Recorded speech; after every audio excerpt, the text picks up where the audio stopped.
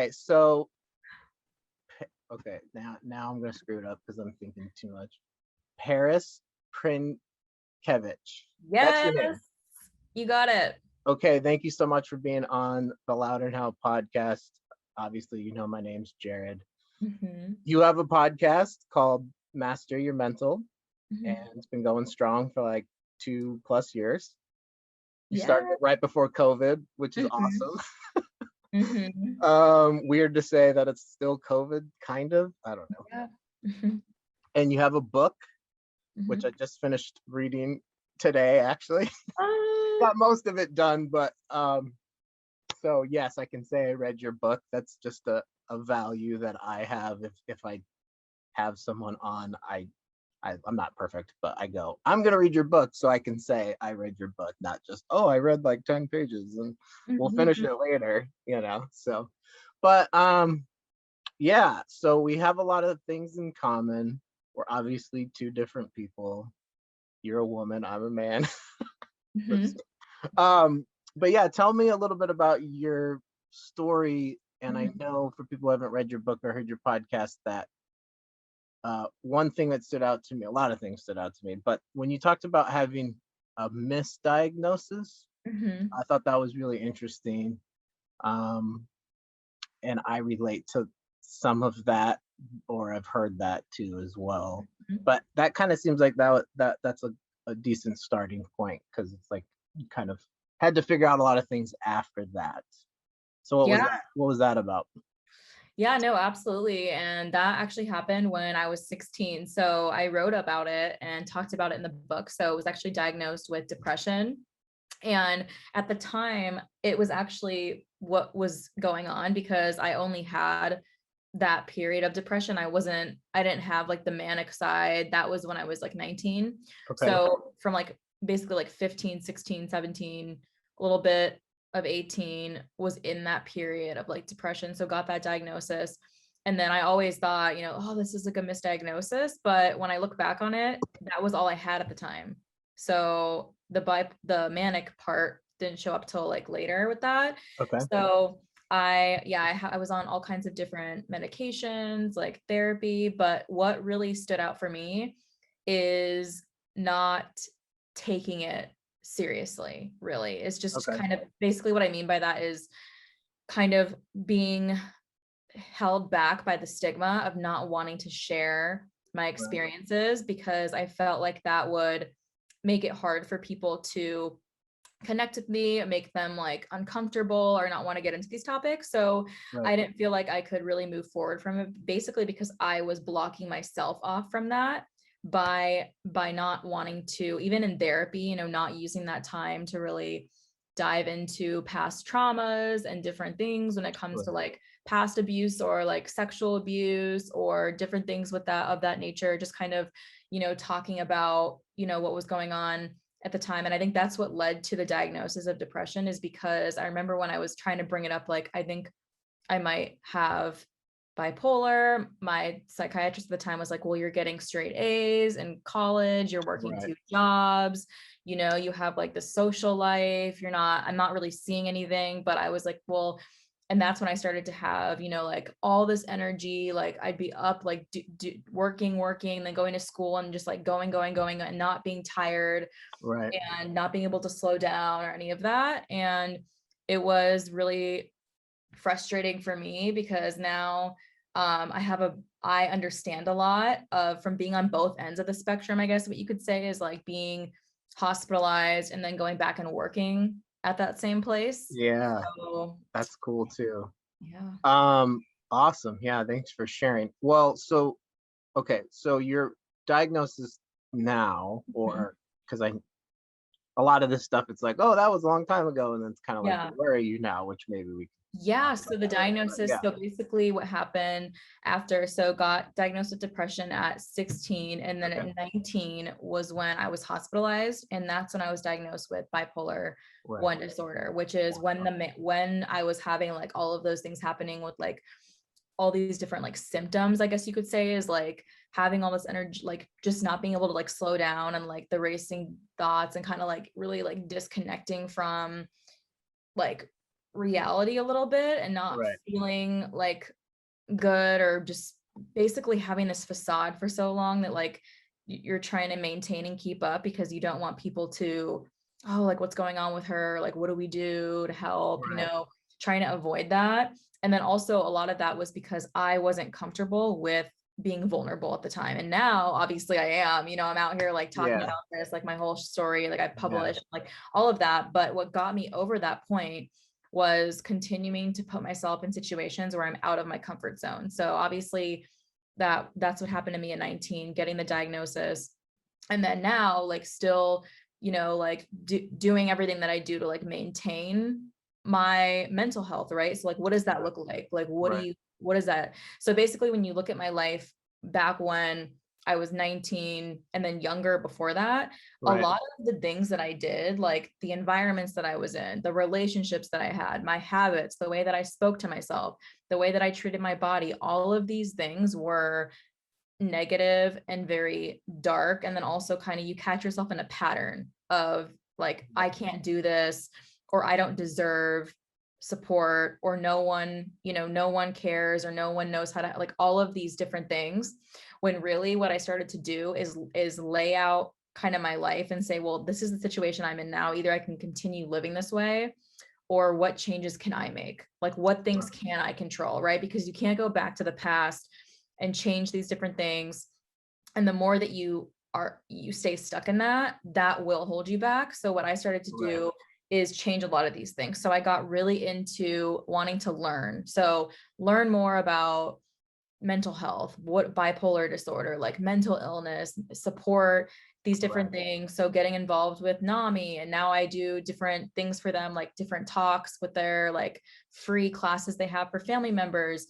So just getting around other people who are open and transparent about this, which has pushed me and encouraged me to share and then make these conversations more normalized.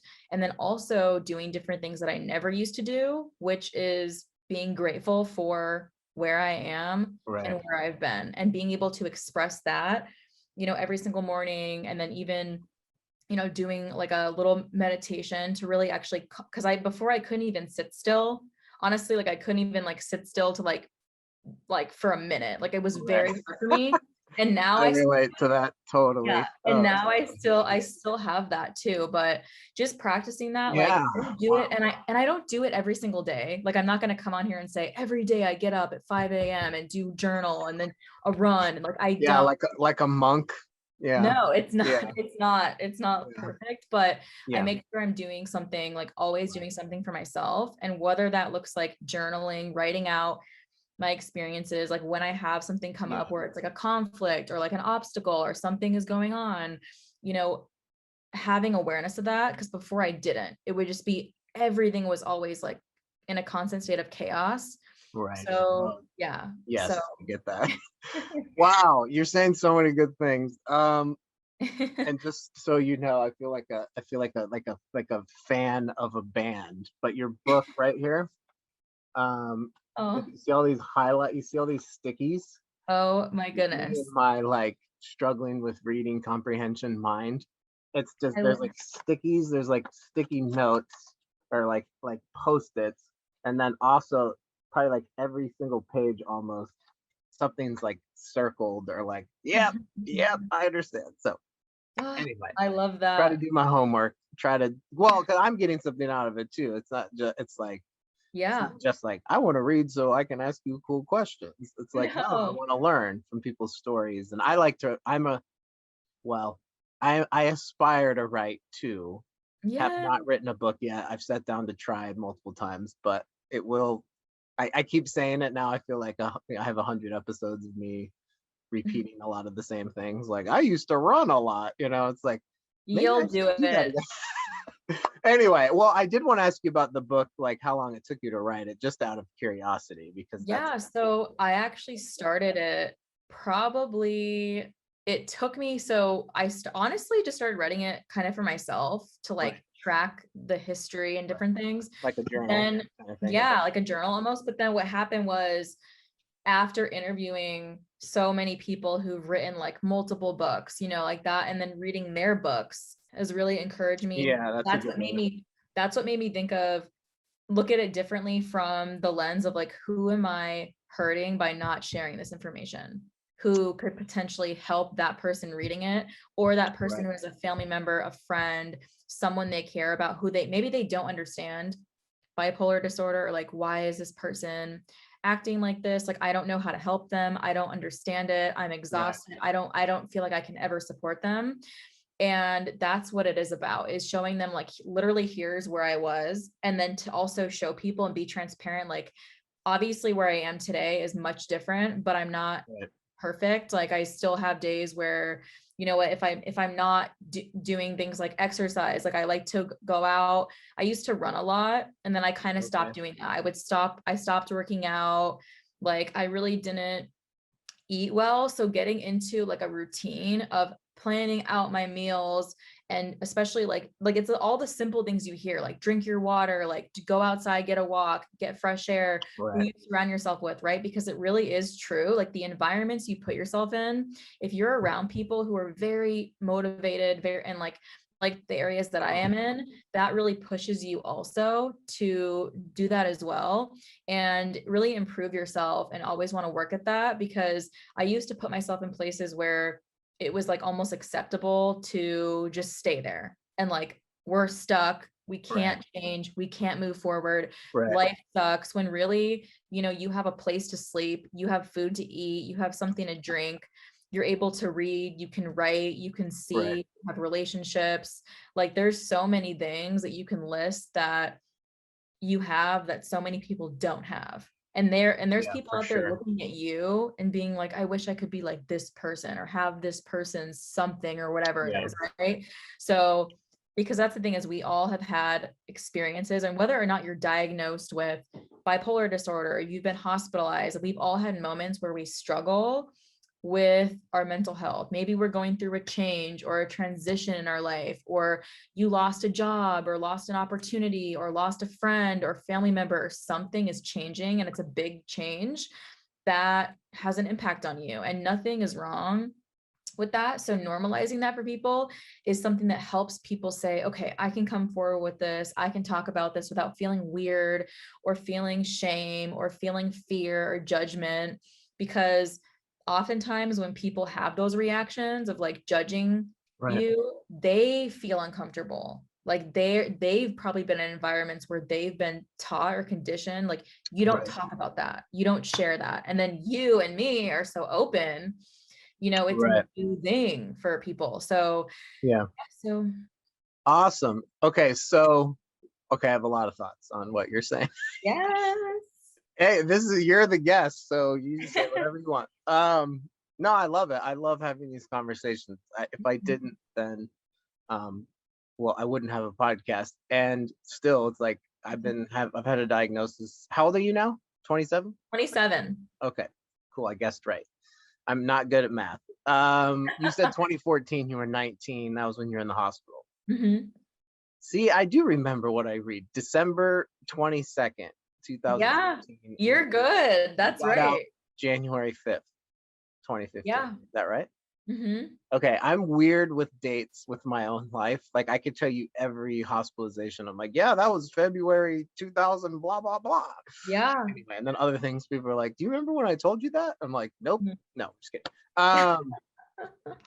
So you kind of said at the beginning of the book, and then you kind of come back to it, or you kind of weave it through the whole book, which is cool. I like that. Talk about like taking responsibility for what's complicated with some of this stuff for people. I think is like, if we call it a disease, right? And I know that extends into like addiction, right? We know that people have like co-occurring things.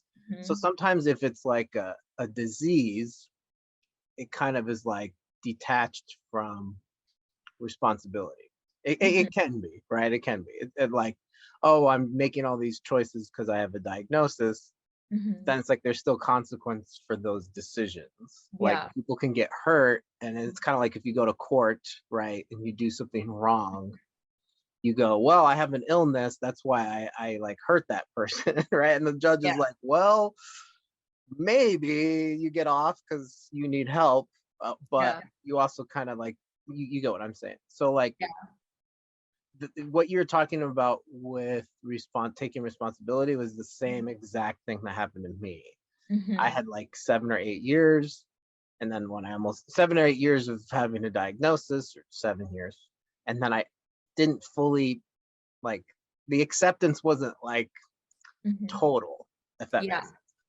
And so it wasn't until it was like I almost died, and then I had like 5 months you're talking about sitting still. Like, yeah, I Yeah. had every day of like, what am I gonna do today? Just talk to people, write, read, Mhm. because there's not a lot to do in a hospital. But I really like that you talk about that, and then like in the work that you do now with people, Mhm. how is that kind of how does responsibility work with your life now and like the people that you talk to, and is that still something that you're you know talking about?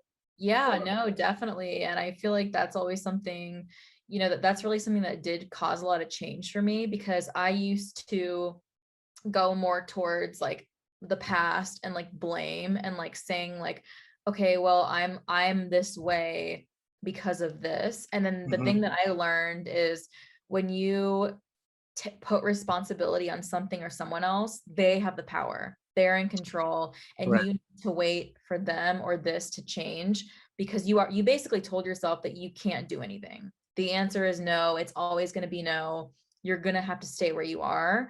But then when you say, okay, this part of it might be out of my control, right? So like example is like you're in the hospital right now Right. and you can't leave right now, right? That's out of your control right now, but what can you do when you're in there? And that's something Right. that I would have changed because I know for me, there's certain pieces that I can't, I don't remember the entire experience, but I remember like I just was very upset and I was like, I really kind of, was basically told like, my diagnosis was bipolar 1, SMI, for those who don't know, is severe mental illness, court ordered treatment for a year, Right. and was told like, just take your medicine, go to your appointments, that's it. And I was never kind of asked about, what are your plans for when Right. you leave? And Yeah. I feel like that's actually what has the power to help people who are in the hospital of Right. like, what are you interested in? What are you working on? What are your passions? And really Right. like looking at them as a whole individual instead of just, okay, you're in here because you're bipolar or schizophrenic or suicidal. And, we're just going to kind of put you on medicine and then let you like release you back out, and then you have no tools when you're out, because that's kind of how I felt. As I went home and I actually felt worse because of what I saw in the hospital of like a lot of people, you know like being treated very bad and like talked down to, and like a lot of fights breaking out, Yeah. a Yeah. lot of Yeah. things not working. So Yes. I was Yeah. like, it just really made me very like sad and hope and not really hopeful for the future. And that's what really scared me into sharing, because I remember when I first came out, I was like, oh yeah, I was in the hospital I was diagnosed with this, and I didn't get a lot of good reactions. So I was like, I'm not going to talk about this anymore. I'm not going to share this anymore. And it made me feel like I was hiding a part of Right. myself that I wanted to Yeah. share with people. But I'm like, no, like no one's going to understand. You're going to be looked at a different way. So, what really helps me is like now, like I'm not afraid to talk about things like that, and Yeah. Yeah. That's awesome. really like what and that's what I encourage people is like, if you have some like anxiety or depression, or maybe if you have someone in your family or a friend who has something like this, just to be there is huge. Like that means a lot, like that you're like wanting to be supportive, that you're asking, checking in on your friends and how are they doing? Like, how's their day? Or just like Right. little things like that go a long way. So, and also like making time for yourself and prioritizing yourself. And even if it's like 5 minutes a day, you make yourself a cup of tea, you read a book, you journal, or you're doing Right. whatever, something for you. That's huge, because the more we kind of push this stuff aside, like it really takes a toll on you, and ends up for me impacting how I could treat people in my life, right? And not Yeah. meaning that, Exactly. right? Like not wanting to yell at someone or be like, you know, that's a hard thing that I still deal with today, right? Of like when things don't go right and like wanting to like get upset or like, you know, yell at someone or whatever, Right. right? Right. And then being like, oh my gosh, like, am I like this because of the bipolar thing, right? Is that like my fault? Yeah. Oh, I do the same. That's Yeah. like a huge thought. Like, Mhm. because then you don't want to use it as an excuse. Like, hey, No. well, the reason why I'm not listening or the reason why I'm not present is because of my bipolar. And it's like, Yeah. well, that doesn't really, I mean, I guess it's true, kind of, but then it's like, I got to try to be the best version of myself all the time, even though Mhm. not everybody knows the internal struggle sometimes of like, man, it's really hard for me to show up. You just don't see that it's hard for me to show up because I Yeah. look fine, I look normal, So, Yeah. um, yeah, what I like, so because you talked about in the book and you just said it too, like, I've been in the hospital multiple times. Mhm. It's been 2 years for me. I went like 7 times in like 1 year, Mhm. 3 years, like before COVID, right when COVID, anyway. Mhm. And I had known this before, but the saddest part about, and I know not everybody's been in the hospital that's listening, Mhm. but the saddest part is always when they're like, hey, do you have any friends? Do you have any support system? Like, Yeah. do you have somebody to pick you up when you leave here? Mhm. Right? And people are like, nope, I got no visitors. I mean, there wasn't visitors because of COVID, but it's like people would Yeah. have no visitors when there was. I had like my whole entire, like, not my whole church. A lot of people from my church come and see me. My Mhm. mom come and see me. Like every day, someone was like, "We're here to see Jared," and I'm Oh, like, and it's really, really sad. But you're right. It's like medication can help. yeah. We know people come in because there's usually a crisis, but then it's like you got 3 days, you got 7 days. So, what was your experience like? So, anyway, I just like that point. It's not really a question. That's important to remember that, like, Yeah. we got to have all of these other, even if it is medication, you still have a lot of other um, things in the wheel that will keep you stable. Yeah. Um, but what was your experience like going back and working at the hospital? And then, like, what are you doing now with, you're in school or you got a master's or Yeah. something like that? So yeah, so I love that question. And Yeah. so I'm gonna tell you, so yeah, so basically my experience going back and working, I feel like I'm happy that I had that experience because it really has shown me more of like what isn't working and areas of like how to fix that through getting more involved with different organizations and like continuing to have these conversations and do these different events that I go to and kind of speak at, you know, about the book and things like That's that. cool. That's And really then cool. really also what I'm doing now too is now what I do is I'm not in, well, I have my master's degree. So that's like healthcare administration kind of do Awesome. kind of just, Wow. Amazing. yeah, no, I did it kind of just to learn a little bit more of like how things work within like in the healthcare system kind of standpoint. Okay. But what I do now is I actually work at this company. Basically, it's for healthcare organizations to help them with their online reputation and stuff like that. So helping them improve that to really improve patient experience. And there's some of those companies are behavioral health and different things like that. So I Okay. feel like my experience in there is valuable to help them improve. Like when someone goes online and leaves a review, or, you know, my son or my daughter was in the hospital and it was a really bad experience, and then letting that company like get back to that person, respond to them, you know, take action on this. So now I feel like that is another thing That's that has cool. actually helped me come out of my comfort zone because I never used to think that I could do that. And honestly, the biggest thing that's helped me is the podcast, is having these conversations and Mhm. talking about people, featuring their stories and their experiences to really encourage me to keep doing that, right? Seeing how like I can help other people in these different areas and, you know, continue to do this work and just really like work towards more of the solutions. Cause I feel like it is almost easier to focus on the things that aren't going right. Like, oh, I tried this, Right. this doesn't work, or Yeah. I've been on all these medications and nothing is working. And I feel like I'm, you know, all these things happen, right? Like all these side effects. Like I feel like I'm so tired. I don't have energy. I'm gaining all this weight. Like, I feel like, you know, and also like the paranoia that comes up of like, and I still even get that sometimes too, like you think that people don't like you, or that, you know, like, cause I know I can kind of be like I'm pretty impatient sometimes, like with things. So like if someone doesn't respond, like, I'm like, Yeah. oh my gosh, what if they don't like you? Or what I'm if like, they, yeah. Yeah. I'm like, right? And then thinking, oh my yeah, God, yeah, yeah. you know, or they don't care or something. But Right. then, you know, realizing like, is that a real story? Like, is that true? Is there like evidence to support that? But like, but that's the thing is, even if there is, like, you know, you're doing all you can do. And that's the thing is, not everyone, you're not for everybody, right? Not everyone is gonna, you know, understand your experiences and your story and the different things like that. But that's fine, right? Because you're doing what you're doing for a reason. And that's all that matters. You're trying to help people like with their mental health and like with the Yeah. solutions. And, you know, because there's so many things out there that like we're Right. always learning about, right? Like there's things that I've heard about, like people doing cold showers for anxiety, or like Oh getting into yeah.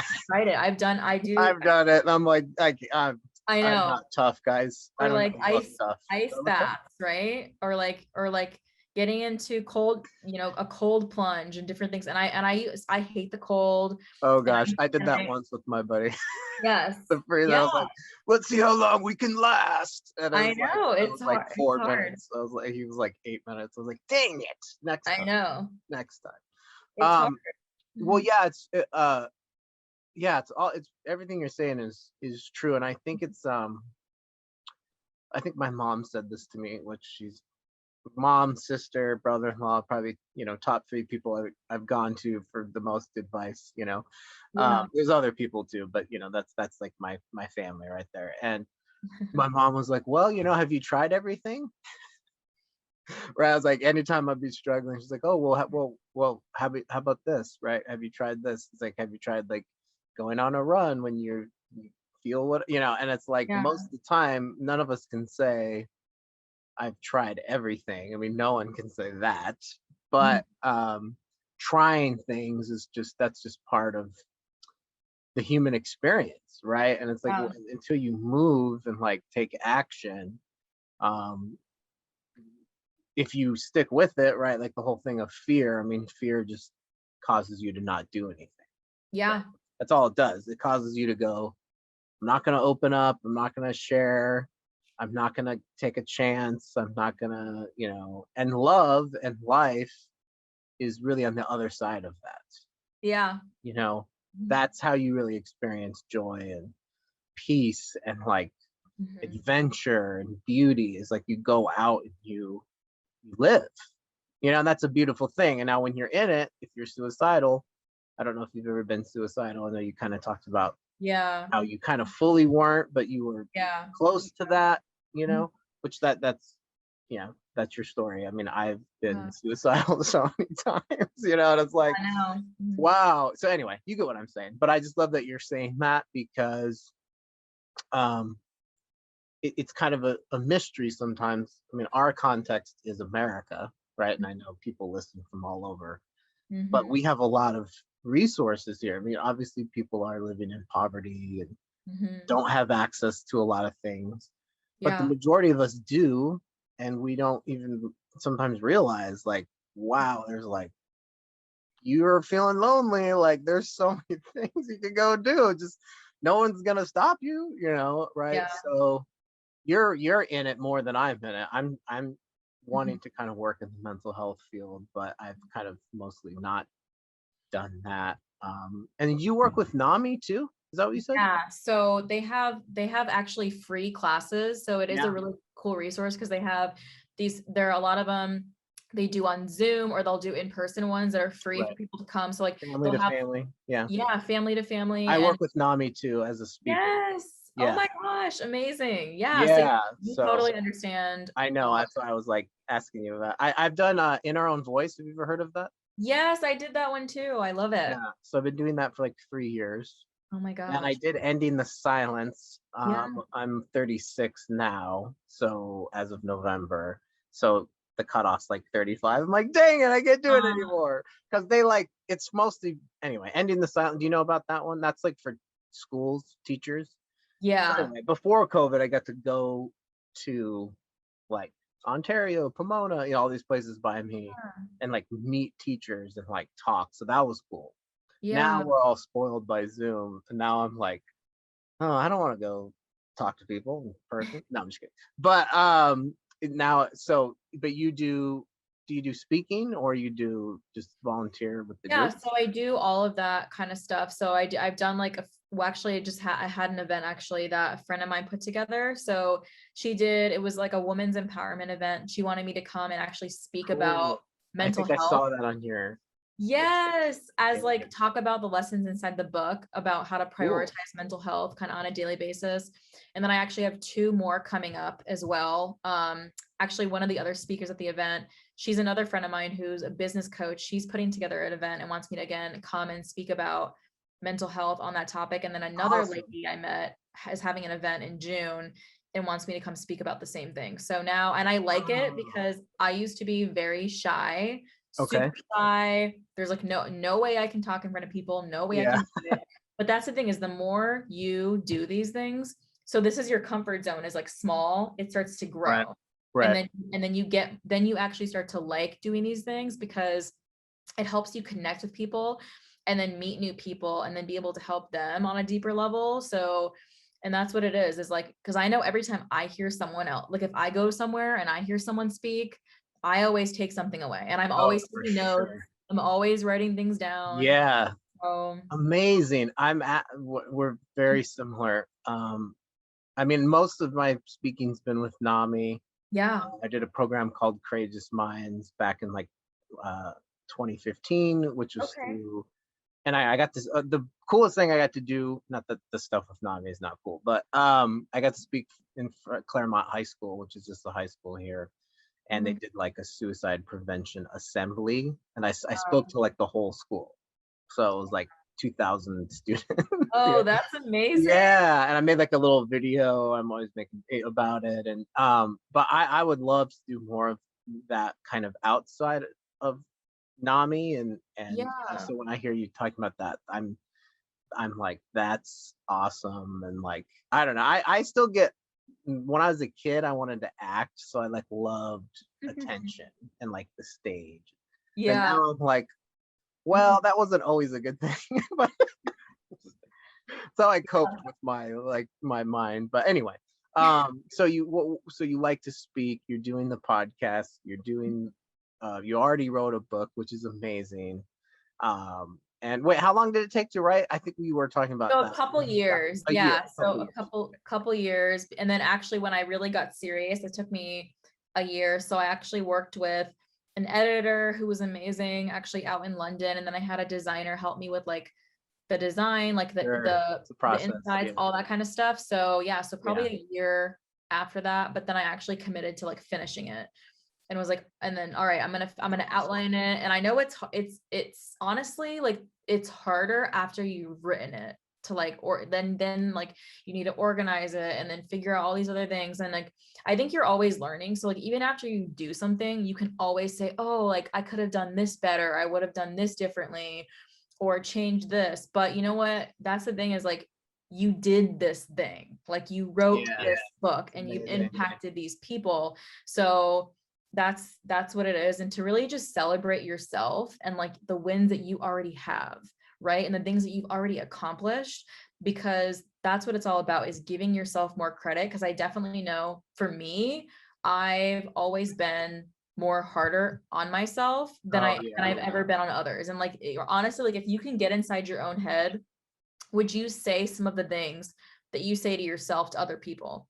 Probably not, unless Yes. you're like drunk or something, you know, Yeah. which I used to drink a lot back in the day. Now I honestly don't really, I mean, I'll have like a couple drinks, but you know, I don't really like it as much You're in anymore. control. It's not like a out of control thing. Yeah, Yeah. I get So that. I've done that too. Yeah.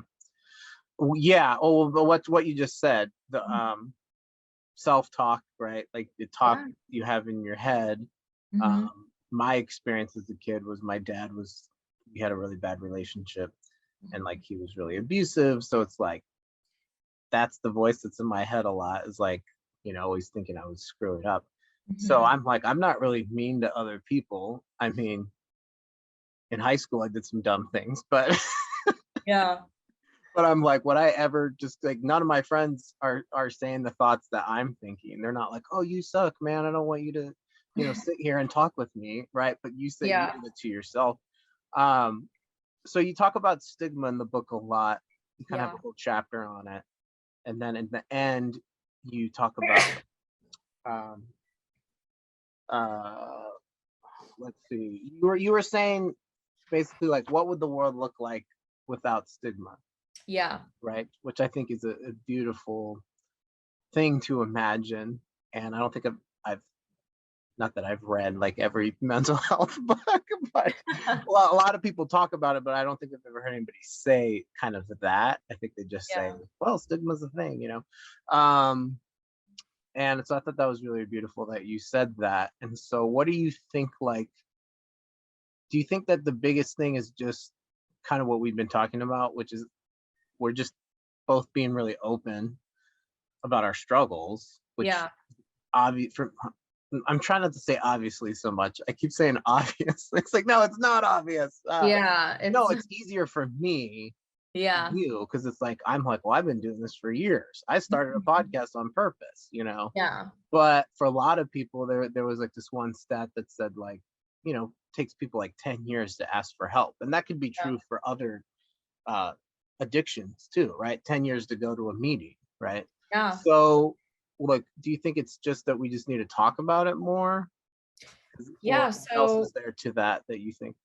yeah, so I love how you talk about like, because I definitely mentioned that a lot in the book, like when you talk about what would a world without stigma look like, and then I kind of bring Yeah, up like the examples of cases that you see like in the news of like domestic violence or people going out and like school shootings or different like right. murders or fights or different things like this, because I feel like that's the thing is more conversations around it. And then also like starting it from an early age, right? From like growing up, because like you mentioned with your dad, having an abusive relationship with him and then not feeling like I could share, like, typically what you might say is like a girls do that. Girls don't talk about Yeah, your feelings. Like you're a boy, right. like Well, yeah, I've been um, writing poetry for a long time. I'm like, yeah. I think I have woman traits too. No, and that's what it's about. And I definitely agree with Yeah, you. yeah, yeah, That's yeah. one way steps toward that is having more conversations about it, but also like more providing more of an outlet for people to express that either through like arts or through writing or Right. through different communities that you can get involved with or support groups or NAMI or different things that people can get, or they can go to these spaces and start to have these conversations and start to like learn from other people who also are in that situation is huge. So, and then also like, removing the stigma, and what's helped me remove it is doing like stuff like this, like having more conversations, doing the events, like speaking about it, sharing it, and really Awesome. not being afraid anymore to tell people Yeah, like, yeah, like I was hospitalized, I was in, a mental hospital, like I was all these different things, right? And like not having that fear of being judged anymore because now I understand, and just to have compassion, because what I learned too is like sometimes people who are very like judgmental, like maybe that person like has had a really bad experience or like a family member where it's been really, really hard and they feel like they can't help and they feel yeah, like they gave up. for So they sure. see someone like us being so open. They're like, how are you able to do that? Or how, like, it makes no sense to me. So just, continuing to do the work and like be a resource for people and just share what's worked for you, share what you're doing today. And yeah, just That's keep doing awesome. that. I love it. Yeah, exactly. Well, I think it's kind of like stigma and judgment are like if you're judging yourself, right? Or you're stigmatizing yourself, Yeah. that's what you expect from people. So Yeah. you expect them to reject you because you're kind of rejecting yourself already, right?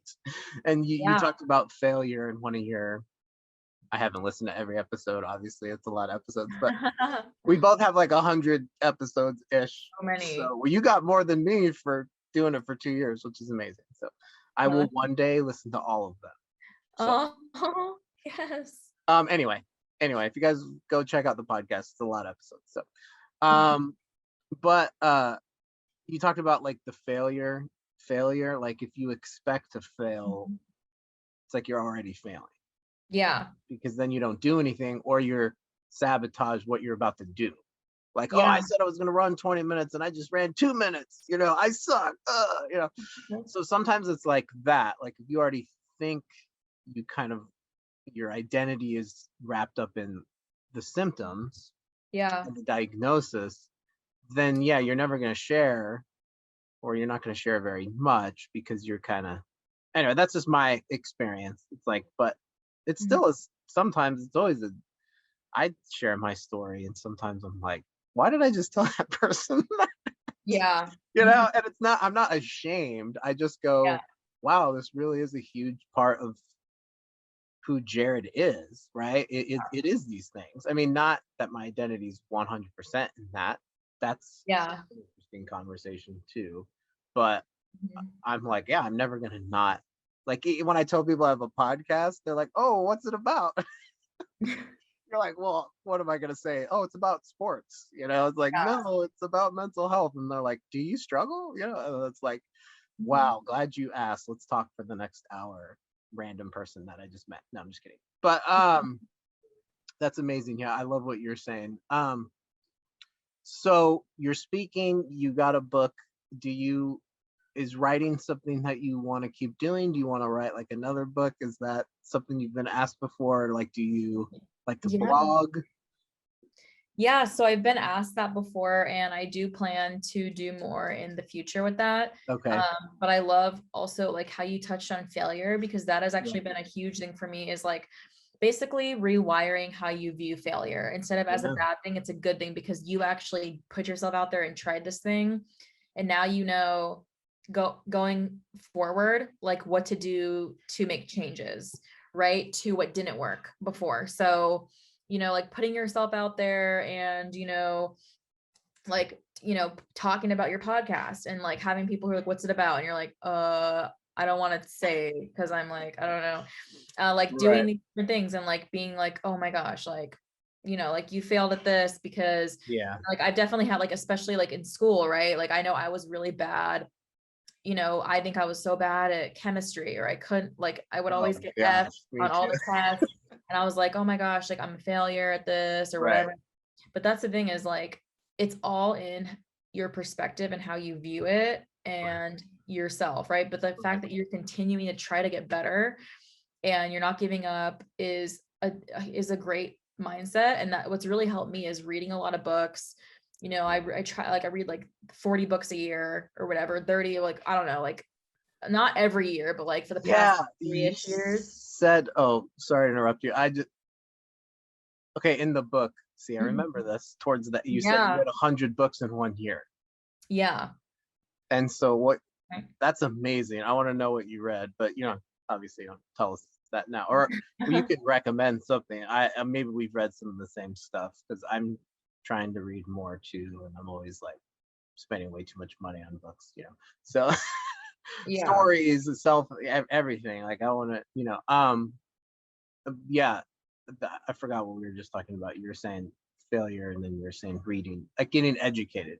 Yeah, it's helped like Yeah. change my mindset around that. And just by learning more and like, getting access to more information, like especially Right. on mental health, and then also like developing yourself and your mindset and trying to put yourself out there and learn new solutions and how to make changes, what isn't working in your life, and like really how to, tap more into that and like get around people, different community. Like I go to a lot of events, I've been always so busy all the time, and definitely going to take more time to like slow down from that. Right. But honestly, like it teaches you a lot, is you get to meet people, who do all kinds of different things, see their story, like where they've been, like what their experiences are. And Yeah. that's all something you can take moving forward and like say, okay, cool, like here's something that I didn't try that might work for me. Like there's all kinds of things that I learn about. Like people talk about, Reiki or yoga or EFT, emotional freedom technique, like tapping, like saying like, Yeah, like I've heard of that. Yeah. I'm really stressed right now, or I'm not having like, where you like say these things out loud and then work through them and say, well, I'm feeling this way Yeah. because, or whatever it is. And like giving yourself that space to do that. So yeah, I mean, That's just cool. keep learning. But you're saying being busy in a good way of like connecting with people who build you up and like you're going to stuff that's like healthy. I mean, yeah, maybe you could do too much of that, but Yeah. you're not talking about being busy in terms of like avoidance, because that's what a lot of us do in our culture of like, I'm just so busy, I don't have time for anything. And it's like, I don't know about that. It's like, what are you doing with you? Anyway, so Yeah. that's what I was getting that you were saying. You're like, oh, I'm doing yoga and I'm doing this. And it's like, Yeah. maybe I should take a break, but it's probably good for you because you're like Hmm. around good people. Yeah, I was gonna say the community part is very important with all of this stuff. I think where people feel what we've been talking about, like people feel hopeless and despair because it's like they don't have anything to come home to, and like the Yeah. hospital is like the place where they make friends, or something, Yeah. So um that's awesome. Okay, so we could probably keep talking for a long time, but I don't want to take up your whole day here. So No, that's perfect. No, yeah, I've loved talking with you, yeah, Jared. I feel like I can talk to you like all day long about this. Like awesome. you know so much about the You're topic only too. 6 hours away, okay? I know So you know like so much about this topic. Like you've had the good. same a Yeah, lot of the same experiences. for So sure. I loved talking with you. Like you ask really good questions, like Thanks. very engaging. So I really, really Thanks. had such a great time and Thank can't wait you. to keep doing more. We could definitely gotta, Heck you yeah. I know, love do it. Even this. though today was a weird day with my Instagram hack, for all I of the know. views that think I'm a crypto king, I am not. And I do not have a fancy car. I have a 2010 Toyota Corolla. So, and two cats. Okay. So, last question though. Yes. I always ask people this, Ooh. well, most of the time, but what advice do you give to someone who is like, you know, what's interesting about this space is you don't always know who's listening, right? I mean, and so I know when I have struggled, Yeah. I was like listening to books about people's stories and like man search for meaning kind of books, like Yeah. Yeah. you're hopeless yourself, or you're feeling, not you're hopeless, you're Yeah. feeling hopeless. So you're like, I'm just going to try to get anybody's experience on what I'm going through. And so what do you say to somebody who's like, because we've both been there, we've both been in the trenches of the unknown of like, I don't know if I'm going to get better, like this Yeah. really sucks, like what do I do, um so what do you say to that person who's just like really feeling it right now, So something that I would say is to like, how do you feel when you're around the people that you're around on a day? Like, because that's what I started noticing is like, I didn't feel good at all, like around a lot of the relationships and like, Yeah, how are you yeah, feeling? Like, and then really say like, and also because I had a lot of, I guess like you can say like trauma bonds to different people, like feeling like I right, can't, a lot of it too was like very unhealthy, different things that I did because right, when you don't think you have value. So I would say to that person is like, how do you feel when you're around these certain people? And like, why are you going to the places that you're going to the most? Or like, where are you spending the most of your time? right, And why are you doing this? And like, keep asking why. So like, get deeper on every level. So you say, okay, I go out a lot to like party. Why? Because because it's fun. I'm trying to distract myself. Why are you trying to distract yourself? Because right, I'm sad or I'm dealing with this thing or I had this breakup. And then, okay, so why? Like, and just keep asking why and getting deeper and deeper and deeper. Either that through yeah, journaling, like you can even record yourself, like talking about it and then go back and listen to it. And then also just like, being a part of different things that are, like maybe free resources that you can find online for mental health and just like if you like to read or listen to podcasts or find what you like to do and do more of that and just start there. right. Awesome. Awesome. Yeah, Okay, thank you so much. You're amazing. I really really like talking to you, and I feel like I've known you for a long time. So I know, I love talking to you. thanks. I love it. Thanks, Jared. Okay, have a great rest of your day. I really, really enjoyed this. I was very You excited, too. and then it We lived should up to take a the hype. boomerang. Oh yeah.